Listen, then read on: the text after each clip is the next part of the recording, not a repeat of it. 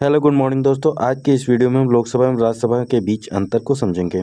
तो चलिए दोस्तों वीडियो की शुरुआत करते हैं और हम जानते हैं लोकसभा और राज्यसभा में क्या अंतर है।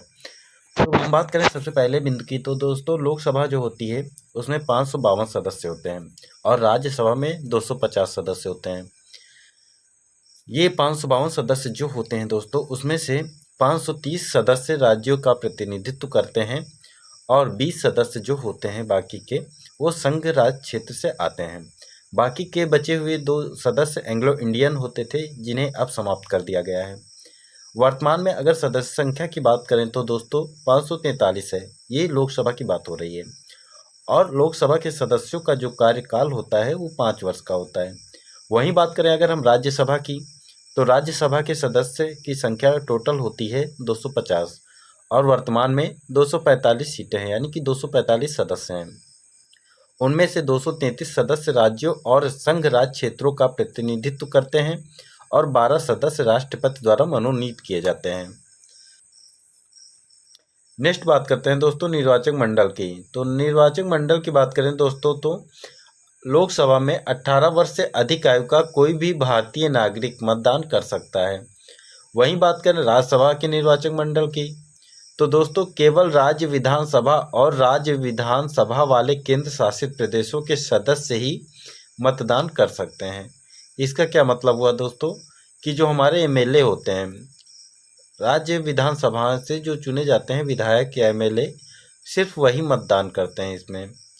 और दोस्तों सदस्य बनने के लिए न्यूनतम आयु की बात करें तो लोकसभा के लिए 25 वर्ष है और राज्यसभा का सदस्य बनने की न्यूनतम आयु 30 वर्ष है। तो दोस्तों यहाँ से क्वेश्चन कई बार पूछा गया है कि लोकसभा सदस्य बनने के लिए न्यूनतम आयु कितनी होनी चाहिए, तो 25 वर्ष है और राज्यसभा का सदस्य बनने के लिए न्यूनतम आयु 30 वर्ष है। नेक्स्ट बात करें दोस्तों, और क्या विशेष अंतर हैं जो कि क्वेश्चन परीक्षाओं में बनते हैं, कि राज्यसभा किसी भी धन विधेयक को संशोधित अस्वीकार नहीं कर सकती है। उसे केवल 14 दिनों तक ही रखने का अधिकार है। अर्थात दोस्तों 14 दिनों के भीतर विधेयक को लोकसभा को वापस करना होता है।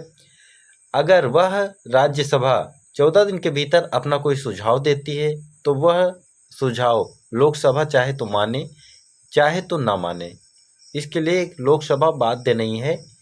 और इन केस अगर राज्यसभा ने इस पर कोई भी रिप्लाई नहीं किया, कोई भी सजेशन नहीं दिया, तो उस केस में क्या होता है, इस विधेयक को पारित मान लिया जाता है और आगे की कार्यवाही की जाती है।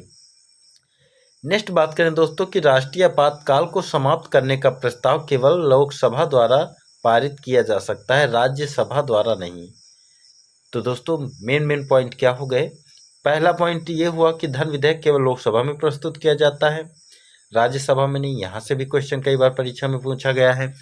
और दूसरा बिंदु दोस्तों कि राज्यसभा किसी धन विधेयक को संशोधित अस्वीकार नहीं कर सकती है, केवल उस पर सुझाव दे सकती है और उसे 14 दिन के भीतर अपना सुझाव देना होता है अथवा उसे पारित मान लिया जाता है। नेक्स्ट इम्पॉर्टेंट बात क्या है दोस्तों, नेक्स्ट इम्पॉर्टेंट बात है राष्ट्रीय आपातकाल को समाप्त करने का प्रस्ताव केवल लोकसभा द्वारा पारित किया जा सकता है, राज्यसभा द्वारा नहीं है। नेक्स्ट बात करते हैं दोस्तों अविश्वास प्रस्ताव की। तो दोस्तों राज्यसभा अविश्वास प्रस्ताव पारित करके मंत्रिपरिषद को हटा सकती है। ऐसा इसलिए क्योंकि मंत्रिपरिषद सामूहिक रूप से केवल लोकसभा के प्रति उत्तरदायी होती है, राज्यसभा के प्रति नहीं। इसीलिए दोस्तों यहाँ से कई बार पूछा गया है क्वेश्चन कि जो मंत्रिपरिषद होती है वह किसके प्रति उत्तरदायी होती है। ऑप्शन में आपको लोकसभा दे देगा, राष्ट्रपति दे देगा, राज्यसभा दे देगा, इसी तरीके से कई सारे ऑप्शन दे देता। तो उसमें आपको याद रखना है कि राज्यसभा अविश्वास प्रस्ताव पारित करके मंत्रिपरिषद को हटा नहीं सकती है और उसे हटा कौन सकता है, तो लोकसभा। ऐसा इसलिए होता है क्योंकि मंत्रिपरिषद सामूहिक रूप से केवल लोकसभा के प्रति उत्तरदायी होती है। नेक्स्ट इम्पॉर्टेंट एक और चीज़ याद रखने वाली है भाइयों कि राज्यसभा अविश्वास प्रस्ताव पारित करके मंत्रिपरिषद को नहीं हटा सकती है।